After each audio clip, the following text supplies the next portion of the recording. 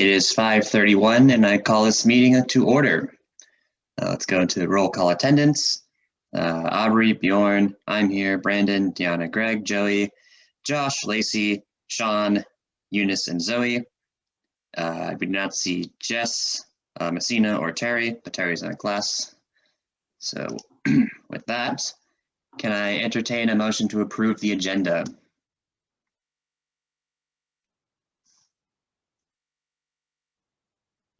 So moved.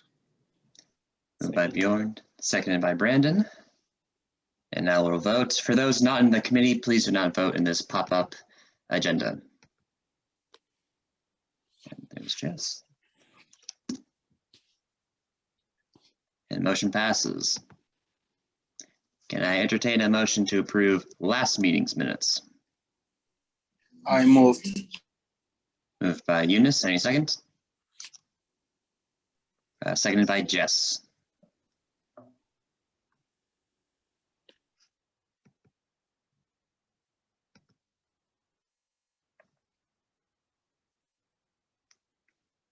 And the motion passes.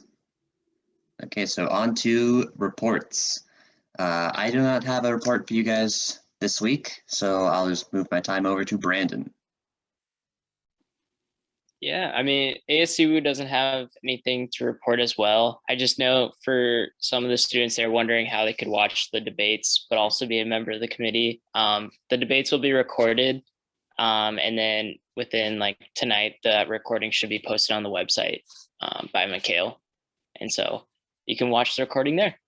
But yeah, and if you have any questions, for any of you, if you ever wanted to ask those candidates any questions, you can just email Mikhail or the Elections Commission Chair, Sarah Lynn, and then she can send those questions along to the candidates to answer via email. But yeah, other than that, I yield my time to Joey and Lacey. Great. Well, I have some good news. PBAC actually yesterday recommended the S&A allocations that we all worked on in March. Well, actually this whole year. But they got pushed up to the president for recommendation, and we should probably hear back from the president probably in a couple of weeks. But just as a reminder, it's not official until it goes up to Board of Trustees. So there's still a few more steps in the process, but I think this is a good win. So let me know if anybody has any questions. Absolutely. Super exciting. Sorry. Yeah, Eunice, go ahead. Can we join the president's decisions meetings to see what's there decided? Absolutely. So PBAC is an open meeting, and the link is on the website, and I can find it and I'll shoot it out to everybody just so that you know how to log in. Thank you. Yes, and we should hopefully hear back soon, and it might be heading up. I don't have the date in front of me when the next Board of Trustees meeting is, but it looks like everything's on target. That pending the president's approval of it should be on the docket at the next Board of Trustees meeting. So we'll keep you all posted. I don't have much else other than to say thank you all for all your hard work this quarter, and especially Christian having to navigate as the chair all of the technology and trying to watch where people have hands up or thumbs up or who's virtually raising their hand versus physically raising their hand. And so I appreciate all the work you've done, Christian. I know we're not done yet, but just wanted to say now that I appreciate it. It's been an ongoing learning process for all of us, and you're doing great, as well as the rest of you on the committee too. I appreciate all your work. Thank you, Joey, for saying that. And thank you, everyone, for your work as well. You just want to say. So on to other business. Any communications received? No communication received. All right. With that, let's go on to public comments. Any questions, comments, or concerns? Eunice, I see your hand up. Hello, everybody.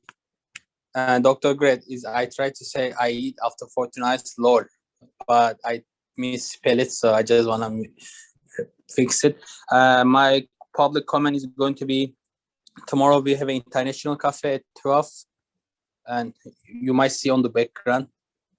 I think it's gonna be easier.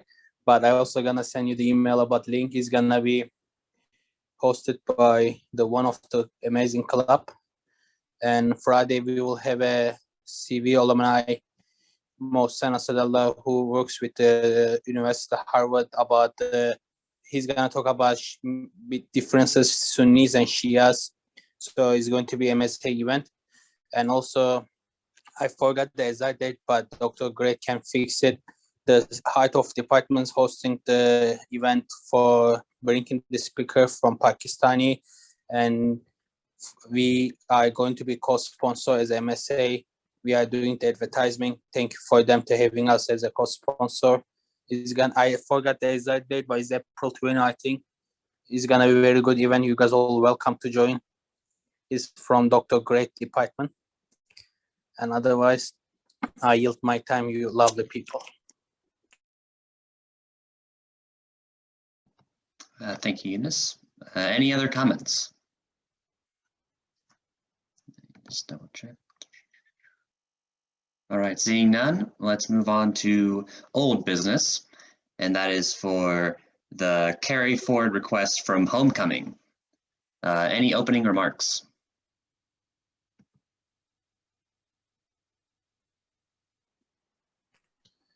I have a question for that, for Lacey or Joe, about that. So if, I mean, we didn't, if we accepted vote today, yes, so it's going to be $60,000 for next year. Plus, are they gonna have a additional support to hosting homecoming or not? Because I think we didn't approve it, the budget request as a next fiscal year. So how is it gonna be like that? Yes, so Eunice, I'll go ahead and answer that. So since the S&A base allocations didn't include homecoming, they won't really receive anything. The intent for the request is to utilize the 60-some thousand for just fiscal 22. I think that through for a little bit. So that'll be this coming fall. Yeah, and so Eunice, that would be for the homecoming that's coming up this fall, because again, I think as Robbie was talking last week, the contracting a piece of that is all now for next fall. And so being able to use this carry forward would be for that event. And then for the next year, they would have the next academic year to figure out other funding for the homecoming in the years moving forward. But they can also come to S&A for the supplemental request, right? If they need it. They could, yep. Yeah, okay. And that would be up to the committee at that time to hear that request and make the decision on that individually. Thank you. Let's go Bjorn and then Brandon. Yeah, I don't see why not to approve it, given that it's well within, using it for another homecoming is well within the spirit of the original allocation, so. Yeah, I was just going to say the same thing as Bjorn, just kind of like agreeing with that, and just kind of, again, it gives homecoming that grace period after our recommendation going through to kind of figure out funding for the next year, as well as provide homecoming for that incoming class this fall. But yeah, I also wanted to point out after discussion from last week that, maybe for this homecoming, it seemed like there's just a little bit like concern of like, is it only targeting the freshman class or the incoming freshmen, but like, how do we expand it and maybe target other students as well? I guess that's something that, maybe just like task Robbie with. It's nothing out of our scope, but definitely something I just wanted to highlight from last week's discussion that I thought was kind of important. And then, yeah, I just kind of like, as well as like on a money sense too, knowing that we're already in contract negotiations. So regardless, like it's almost, she really does need this money. And so just to kind of like get this contract through, help provide the service for the students, and also give Robbie and campus activities kind of that grace period, I think we should approve the role, I guess, like giving him the role. What is this? The carryover. Approving the carryover. Yeah. And Eunice, did I see your hand up? Yes, I just have a quick request from Robbie. Okay. I think.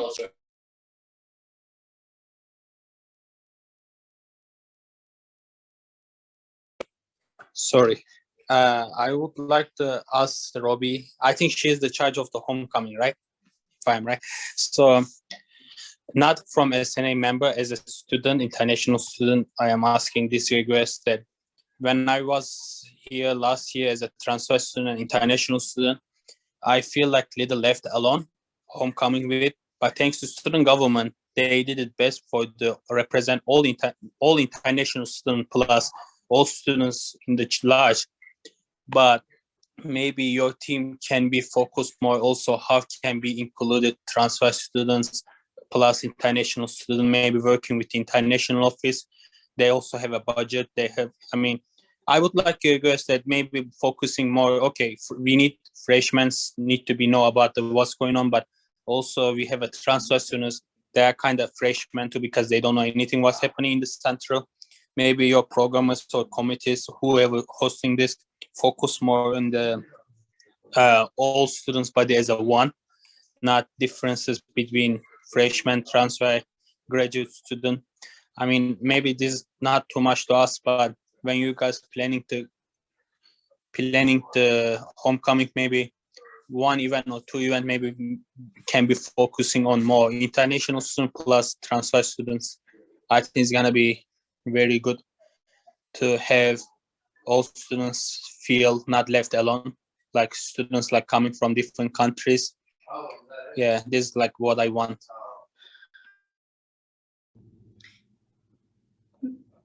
Thank you, Eunice, for the feedback. I would love to chat with you further on that. I know COVID has really brought together our relationships with international studies and with Transfer Student Association. We've partnered on movies, we've partnered with trivia and recreation. So we have created a lot of great collaborations, but I'd love to chat with you on an individual basis, and I'll reach out further on some ways you may have ideas on how I could be better and campus activities as a whole could be better about intentionally reaching.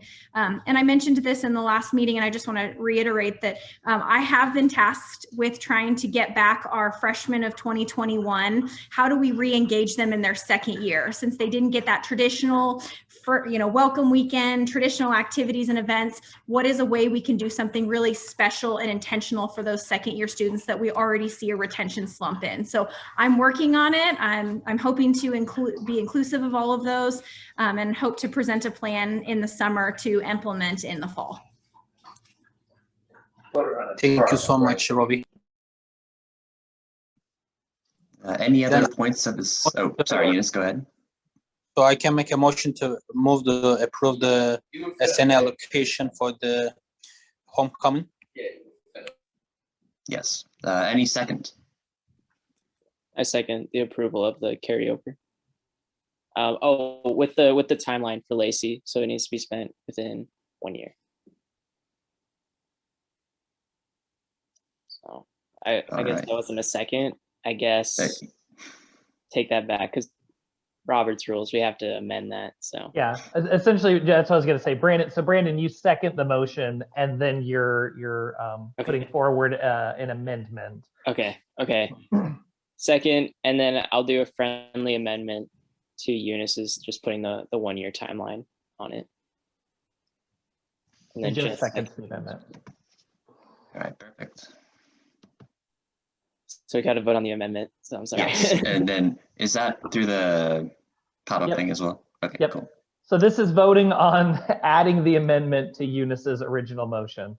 For those in favor of adding the amendment of that the funding carry forward is allowed for campus activities for 1 fiscal year.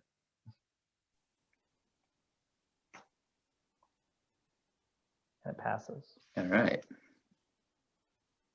So now, unless there's any discussion, then we go forward with the full motion of approving the carry forwards in the amount requested for 1 fiscal year. Any more discussion? Let me check the chat here. All right, seeing none, on to the vote.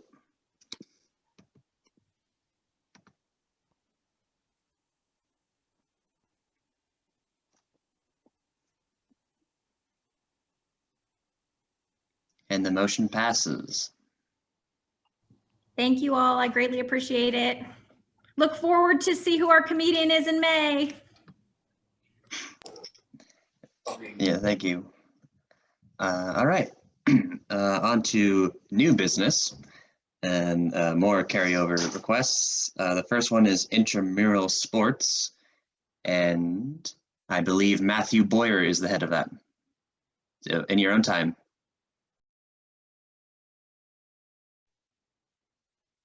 And Matt, I'll tell you this because I forgot to say it during, but you know from those, I'll give you a 2-minute and a 1-minute heads up if you get close to your 10-minute time.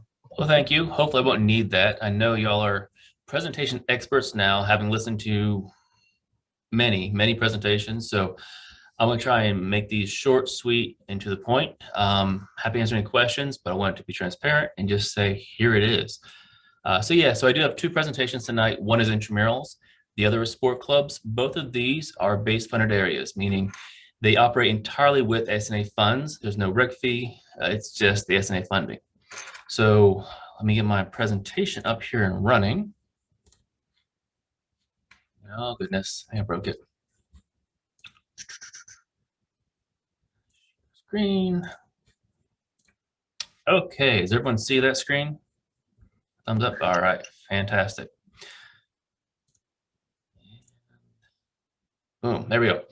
Okay, so the first one's intramural sports. My name is Matthew Boyer. I am the director for recreation. The coordinator for this area is Shannon Kessler. She is doing her programming tonight, so she couldn't be here.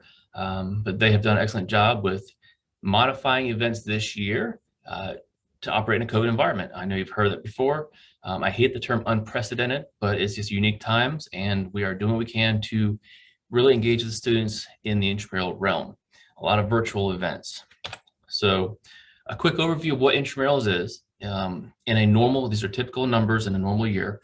We hire over 60 student staff, typically as sport officials, some as sport leads that operate or oversee the events happening at night, and some student managers that kind of help program and run the events. We typically average over 13,000 participations. A participation is a card swipe. So every game you check in for, that's a participation. We do a variety of sports throughout the year, typically in a team environment, such as flag football, volleyball, basketball, soccer, and softball. But we also do smaller events like table tennis or tennis, badminton, pickleball. This year, we're doing a lot of like hydration challenges, a virtual walking challenge, the indoor Ironman, which was virtual this year. We work with campus activities on the trivia events. We work with HR on the walking challenge for everyone on campus. So again, a whole plethora of activities is what we're trying to do. But the main core of intramurals is the team sport environment, because those do run on a 6-week season typically, which includes a regular season, so a 4-game, 5-game season. And then you're in a postseason playoff schedule, and you finish that out. So it's kind of replicating that either high school environment that they may have gone through, or if they have no skills at all, it's a time to get out with friends and have fun. So we do have lots of leagues available. We try to make it very inclusive. If you're an all-star athlete in high school, great, we have a league for you. You never played sport before? Great, we got something for you too. Come on out and play. And we want to make it welcoming and just trying to create those memories. If you catch that touchdown in an intramural game, that may be a highlight for your college career that you take with you when you move on. So that's kind of our goal. That's kind of who we are. A quick overview of our budget. Where does the money go in intramurals? Well, as you can see, hopefully you can see the colors. It might be hard to come through here. Over 70% of the budget is in student wages. We hire lots of students, and that is the core of our offerings. Some of it goes to equipment, very little travel, and very little to benefits. But yeah, that's kind of our budget, our quick overview of that. Now, looking ahead in our carry forward request, we do anticipate carrying forward around $100,000, $100,000, and I'll have a slide with that number here soon. We're still spending into it, so I don't know exactly what we're going to have. As of October, we're showing like 87,000 was projection. We'll probably be a little higher than that coming out of this year because, again, we haven't had team sport offerings for the last 4 quarters, and that's our bread and butter. That's the core of our operating expenses. Again, 7% of our budget is in student wages. We can't hire that many students. We have about 20 right now, so we're way down those staff numbers. Also, over the last 4 years, minimum wage has increased from $11 to $13.69. It will likely, I'm pretty confident, it's going to jump again at some point over the next 4 years. So while it's 24% now, it'll probably jump to 26, 27% in the near future. We also anticipate an increased demand from students returning. We call it the boomerang year next year because students were here, they left, they come back. So it's the boomerang. Plus, as Robbie mentioned a second ago, there are 2 classes that have not been on campus. Our first year is this year, and first year is coming in next year. So 2 classes don't know what's going on. We anticipate to see a huge demand for in-person activities. I'm sure y'all are tired of seeing Zoom meetings. We see a lot of them. Classes are Zoom, everything's Zoom online. We know people want to be back in person, so we do anticipate a huge demand for this. We also want to expand some of our offerings. Before COVID, or BC, we were working with Special Olympics to offer inclusive leagues. These are leagues that offer sports with a able-bodied individual, with someone that may have something like Down syndrome or maybe on the autism spectrum where they can't compete in a normal league, but these leagues are ways to create camaraderie, friendships, and expose everyone to the realm of sport. Now, we don't know what's going to happen in the future. We also, when we requested this 3 months ago, not 3 years, 3 months ago, we didn't ask for more in the intramural budget because we knew there's money in this budget. We're hoping to carry it forward again to offset some of these expenses that are coming up, mainly the student wages that have increased. So looking forward, we do anticipate having $100,000 in our budget that we'd like to ask to carry forward. What we want to do is split that up over a 4-year period, $12,000 per year, which roughly makes it a 25% increase. The current budget is $96,000 and some change, so we're just going to tack on some to each year to make sure we continue the same high quality events for students that they expect. We also know that some equipment has been sitting in storage for a long period of time. It may need to be replaced and updated. We want to offer new sports activities, that inclusive league I mentioned a second ago. And also, this lump sum will primarily be used to offer additional hours of employment to our students. Without it, we may have to reduce our offerings. We may have to take some of our sport leagues that if the best practice is a 4-person crew on, say, flag football, we may have to operate a 3-person crew. Instead of 2 people on softball, maybe 1 person. Instead of 3 in basketball, it's 2-person. So these are all changes and adjustments we can make with the budget to make it work. But ideally, we want to make sure we give students jobs and we create a really safe and welcoming environment for everyone. And so that's why we're requesting this full amount of $25,000 carry forward. And I said it's going to be quick, plus I talk fast. So that is the intramural presentation. I think Eunice has a question. Yes, sir. I have a more than question to request something from you. First of all, I would like to say that whatever you guys do for us, for students, thank you so much. Because like in my first year, I joined your every instrumental sports, especially soccer in the field. And your people probably knows me because every game I was arguing with the referee because when we lost the game, I was so aggressive on that. But I want to say that I really like what you guys do for community. But I will also, I know that this isn't something that we keeping focusing the students in the Ellensburg campus. I know that due to COVID-19, now we see that there can be new events online, usually, for example, esports. I know that people who works for you, I forgot her name, but she's focused working on the esports. But I would like to see the center students also focusing more center students too. For example, like we can have a programs like esports, but focusing like a tournament only West Side students, or maybe competition between center student plus Ellensburg campus. I mean, as a director, you have a powerful to bring up in your meetings. Maybe you guys, I think it's going to be a good idea to focusing to students around the campuses and increasing the advertisement and focusing not only us, but focusing also Ellensburg, Linwood campus, Kimai campus, and other example. So, I mean, I think it's going to be a good idea to bring up this in your meeting. And I would like to see a representation of the students as well, because this sports makes connection. When you make a connection, you're not going to feel like alone in the CWU. Like I say, same thing for homecoming, but it's also working in your programs as well. Exactly. Esports is a huge part of our program right now. We do have a Twitch channel. We do offer esports throughout the year. And center students are able to participate in those leagues now. There's no requirement to pay the rec fee. Anyone that's a central student can participate. We also spoke with Michelle Cook, I believe her name is Cook, from the West Side earlier this year. And we're trying to figure out ways to help promote our events through her channels to the centers. So yes, I agree.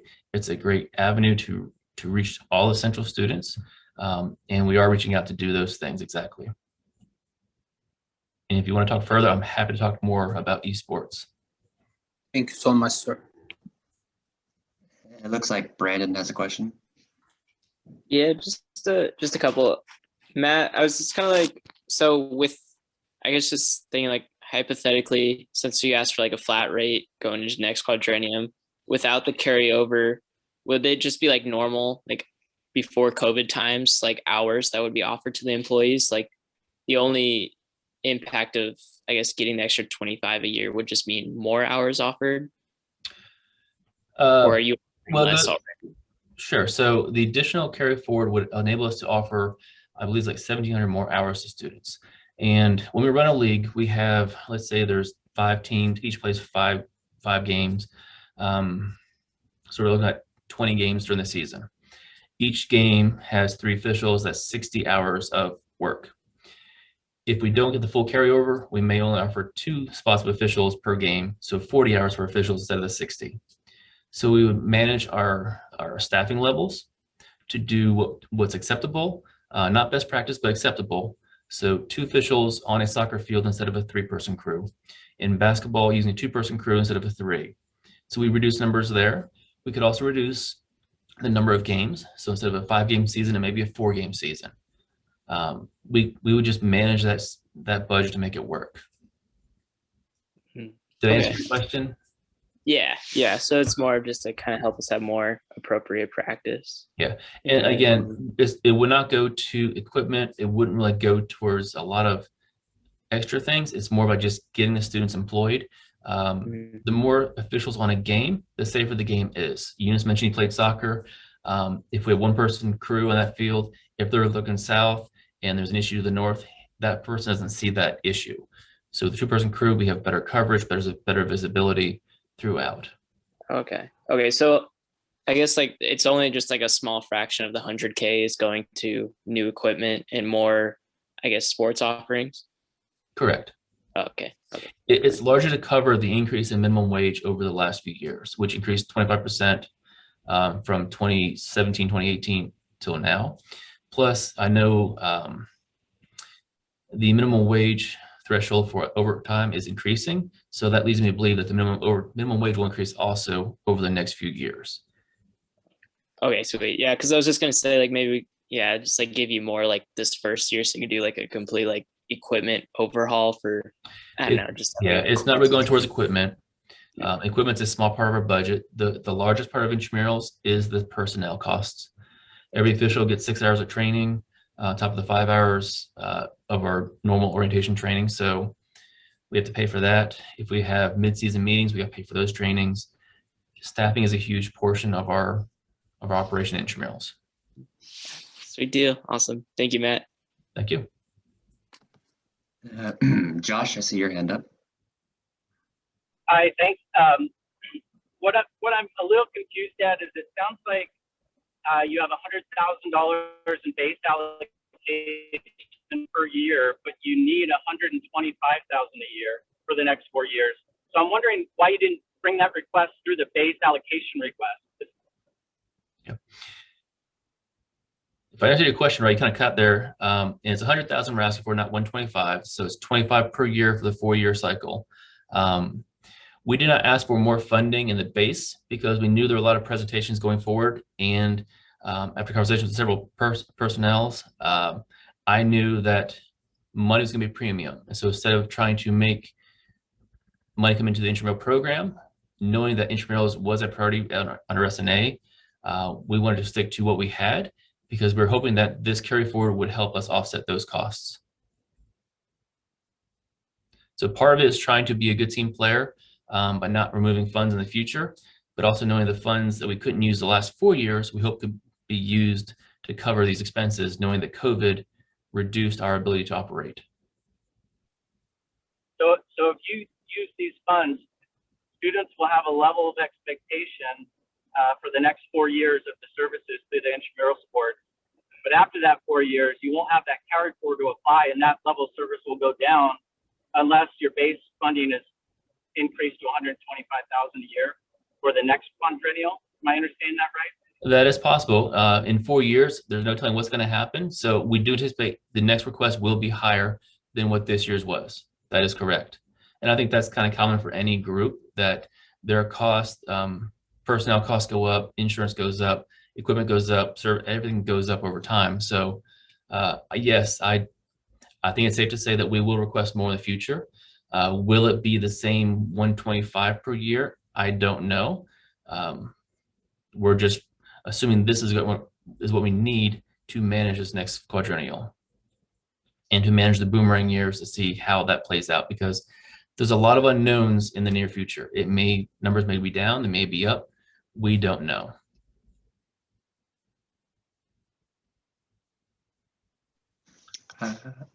Are there any more questions? So my question is just for clarification from Joe or Lacey. The request from director is the $100,000 or is it $25,000? I mean, I think Matt can answer. It's to keep the $100,000 they currently have, but it's to use it over the next quadrennium. So they'd keep the request would be to keep $100,000 for the next 4 years, with the plan is that's up there. Thanks, Matt, for pulling that up, for $25,000 each of those years. So to spread it out over that. It's not going to be used for a lump sum equipment purchase. It's personnel costs over the next 4 years. And again, nothing we could do is increase the fees to play in intramurals, which ideally we don't want to do that, but it's a possibility. So we have other ways to make revenue to cover costs if needed.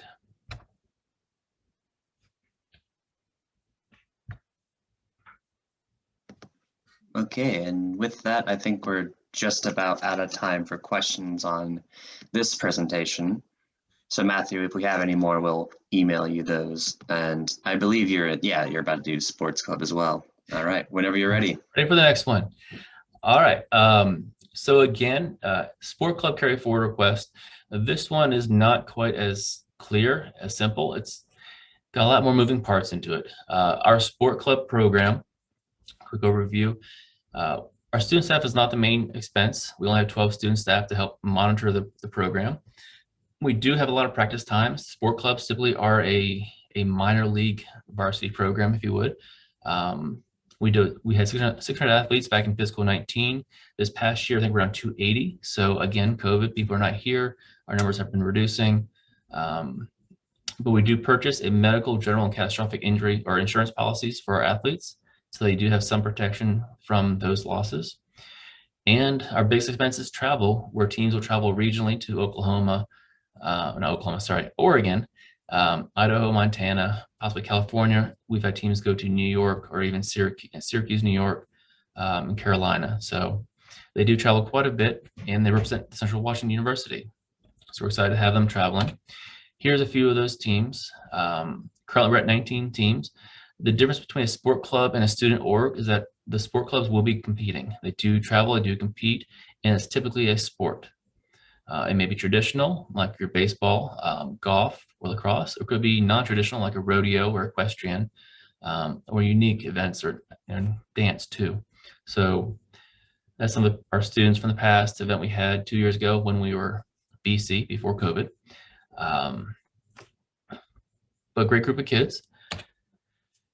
Here's a quick snapshot of our budget. This is where money goes to each year. Again, student wage is a small component of it. We do pay for insurance. That's 23. It's a good chunk, about $40,000 a year. About a third of it goes to travel, and a third of it is goods and supplies, which may cover facility rentals. It may cover equipment. It may cover various needs for the teams in their operating locally. One thing that GNS also covers could be hiring our athletic trainers, which are becoming increasingly more difficult to find. There are no trainers in town. There are very few in Yakima.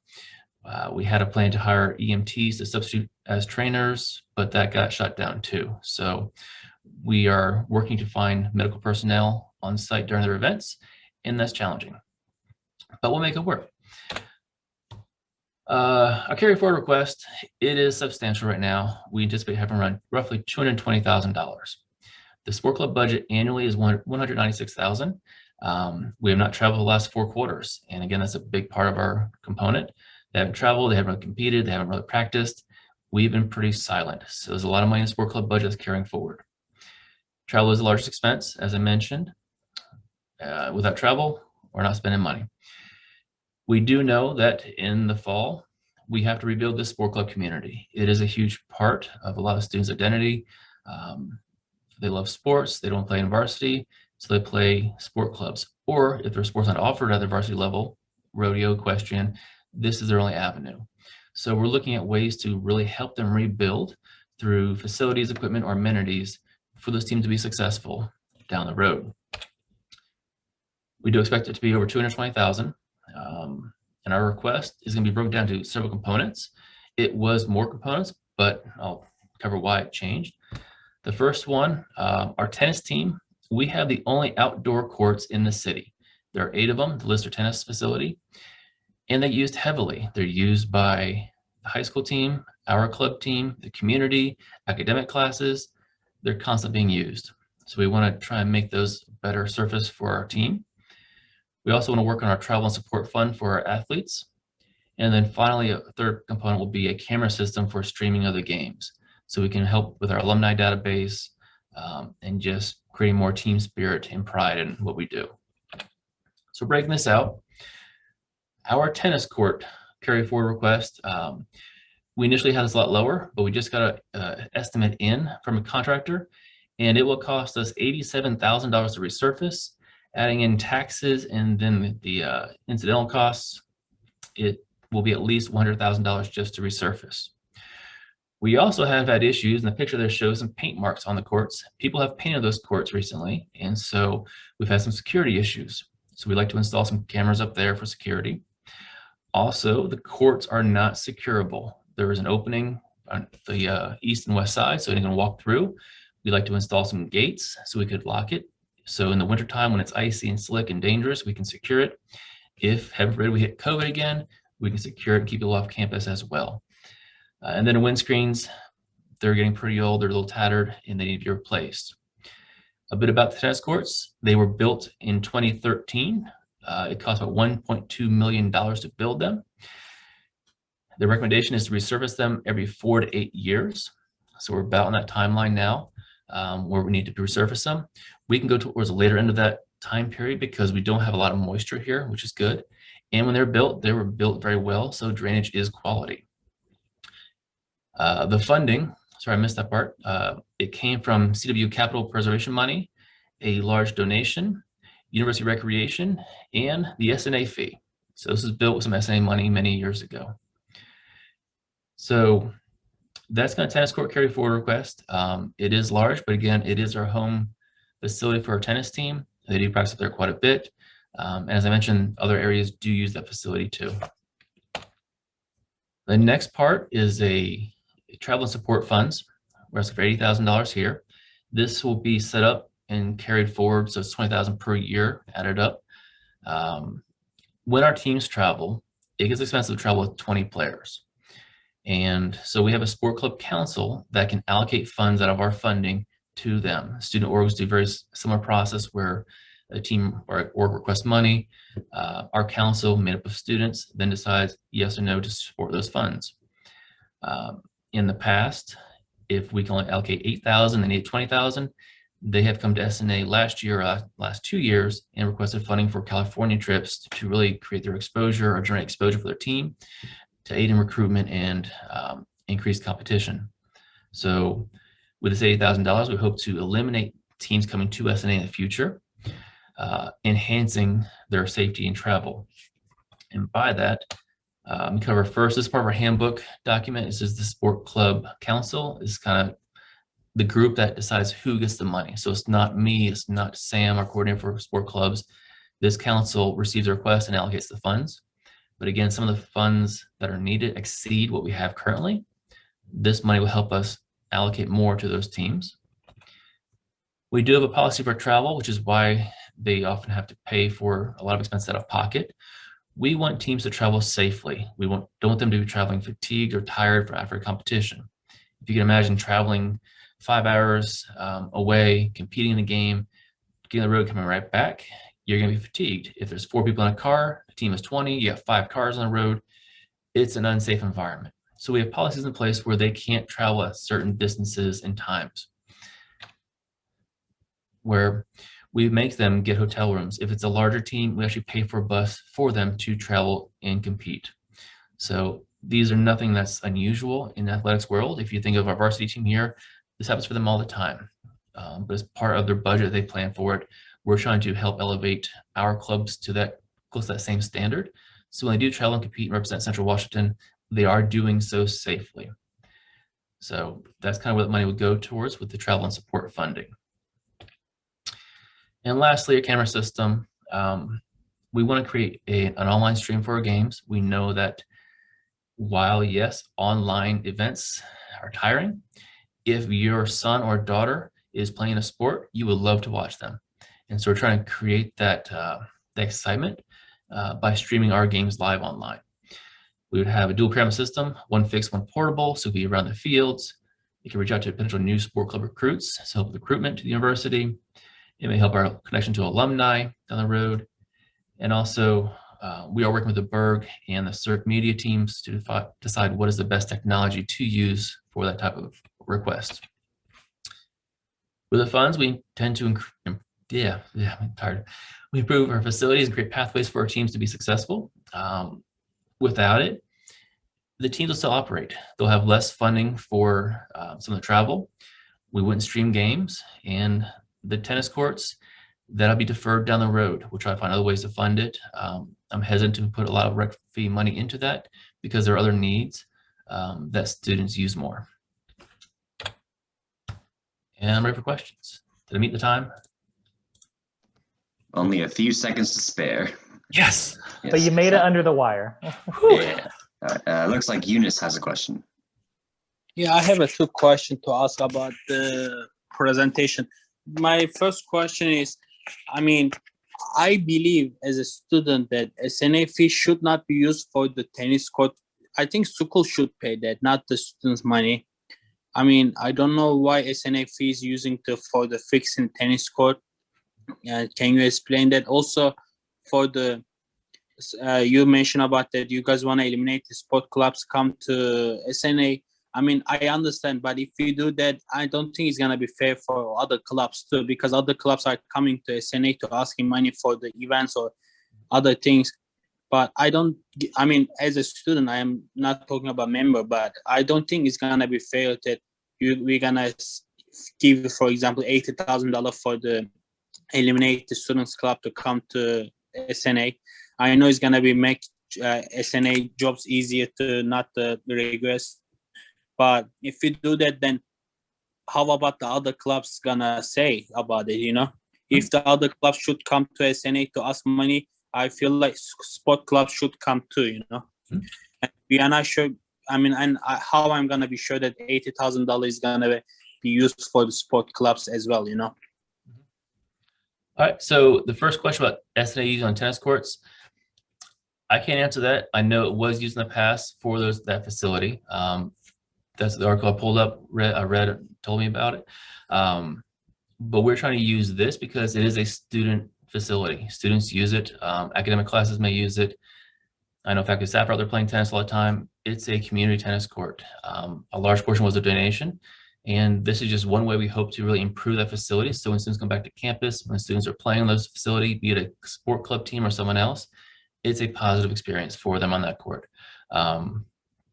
And as for why should the money go to clubs, this money was already in the club budget. It was going to be used for the travel anyway. We just couldn't use it. So all we're asking is that we can keep this in our budget so we can still use it for their travel down the road. And that way, if S&A has $100,000 in the future for your next year's budget, that's only going to student orgs.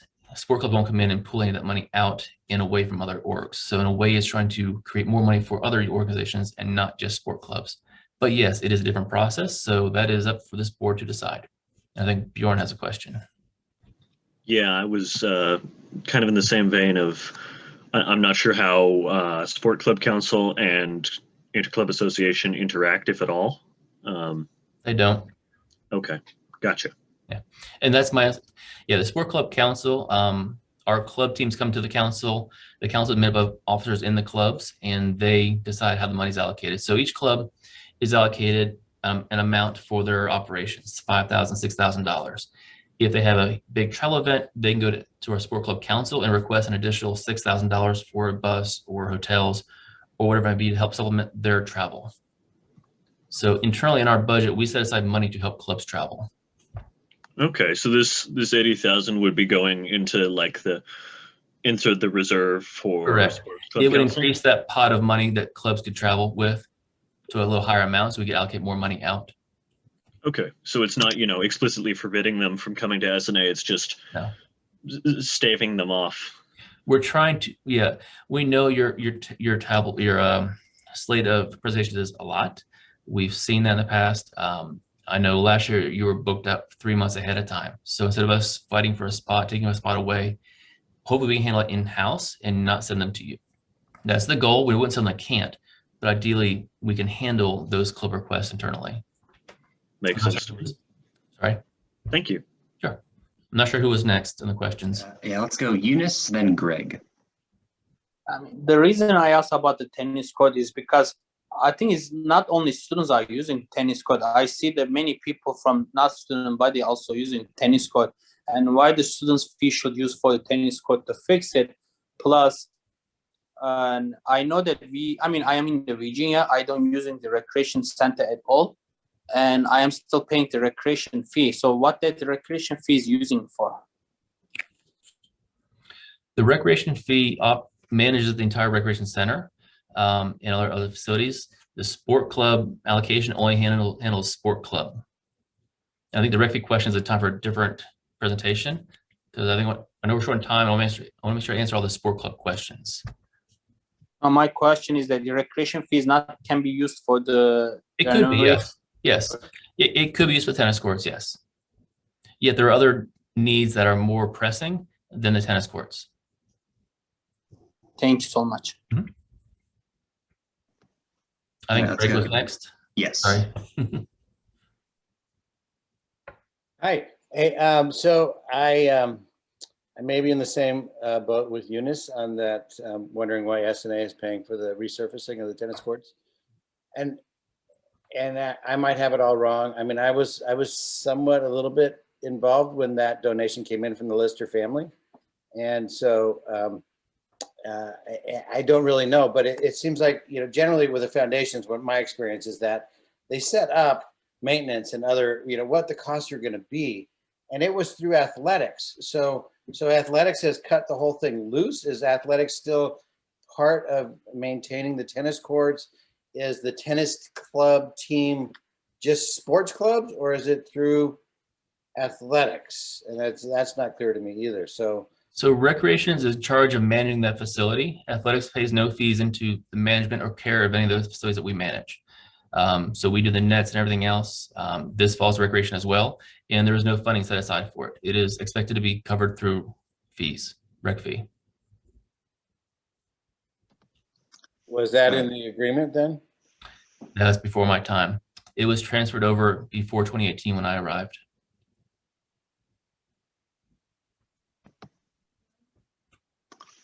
Okay, so there is a question in chat. Let me pull it up real quick. Oh, here it is. When can the tennis courts be resurfaced if you can get the money to resurface them? Will it be finished before fall quarter? Yes, it can be, but we have to act quickly because the contractor we have talked to, their schedule fills up quickly. They are from the west side, and so they have to make arrangements to come over here and do the work. Okay, thank you. And then Bjorn, I see your hand up. Yeah, so the original S&A allocation circa 2018 was, well, in the goods and services request, was it included that resurfacing of the tennis courts or maintenance of the tennis courts might happen? Okay. No, this normally does not fall under the sport club budget. However, Okay. since the tennis courts are used by a sport club team, we felt this was a rational or a reasonable use for the sport club money if this council deems it worthy. That's Yeah, what definitely that's why I seems put it good. forward. Okay, thank you. And I believe we have time for one more question. I see Greg's question. It's recreation fee. Greg. Where is it? Okay. All right, perfect. And then Sean, I see your hand up. Yeah, so I guess this isn't actually a question. It's more of just maybe a clarification, but I think, because I work with athletics, athletics does not have a tennis team. I think that's a misnomer that people don't understand, which is why the stuff regarding the tennis court goes with sport clubs and recreation and not athletics, because they don't have a varsity level team on the men's or women's side for athletics. So that's all I was going to clarify and add. Yeah, and there's a question. Thank you, Sean. There was a question earlier about the high school and usage, where money comes from.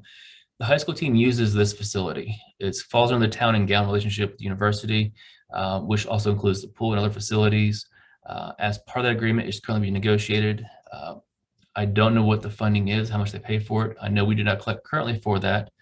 If we were to collect in the past, their reservations for a year is quite substantial. But we did not charge them for that as part of the town and gown, which benefits the university and this community. But hopefully in the future, we will see some money from that, and then that money could be applied towards this type of project. But at this time, again, it's not there. Any other questions about anything else? I believe we're out of time for questions, actually. So if we have any more about either presentation, we'll email you later. And we'll vote on this next week. Thanks for coming out, Matthew. All right. Thank you, everyone. Appreciate it. Okay. With that, I call the second call for public comment. Any questions, comments, or concerns? Joey, I see your hand up. I just want to, again, thank you all for the hard work. Encourage you all to go and check out the ASCW elections. Pieces of those are going on, and also just wish happy Ramadan to our students celebrating Ramadan this month. Munis, you have your hand up. Thank you, Joe, for the Ramadan things I want to say. Also, I want to maybe ask question Brandon and Joe and Lacey. So I'm a senior. Before we graduate, maybe as a S&A, before the finals, we should have an event as a S&A to invite all students body to come know about what we are doing, maybe encourage them to joining the S&A next year. So we can do the informative event as a S&A committee. I think it's going to be a good idea to increasing the awareness what we are doing and what we're going to do next year. Maybe we can point some people in the committee to planning the event, and before finals we can host it with the help of student government and other people, departments, to invite the students to maybe talk about what we are doing. And it's going to be help the next vice president to find the people. We're not going to have a Brandon, unfortunately, so to find the people. So maybe it's going to be a good idea to have someone to work on that from this year for next year.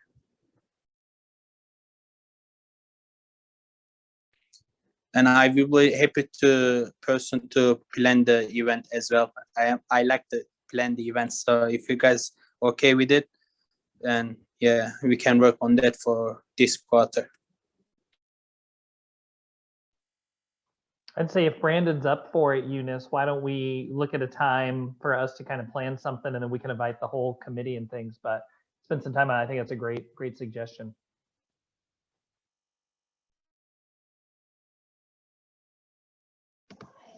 Any other questions or comments? Double check the chat. Bjorn, I see your hand up. Yeah. So on Thursday, the 22nd, I wanted to invite y'all to an event. Basically, it's held by the College of Education and Professional Studies, and we're going over Ibram X. Kendi's book, How to Be an Anti-Racist. I think it's especially important now with Dante Wright being killed to continue anti-racism. And if anyone's interested in joining that, I will absolutely send out the exact time once I get the exact time to y'all. But any questions for the meantime should go to Dr. Susana Flores or Grace Bloom in education.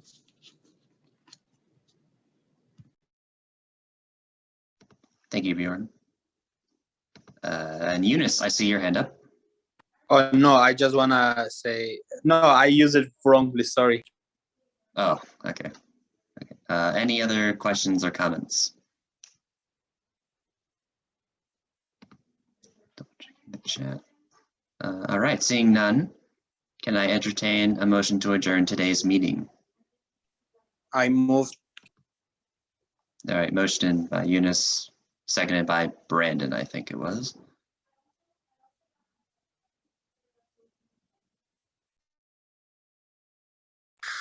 Have a good night. Good luck on midterms. My midterm is coming soon.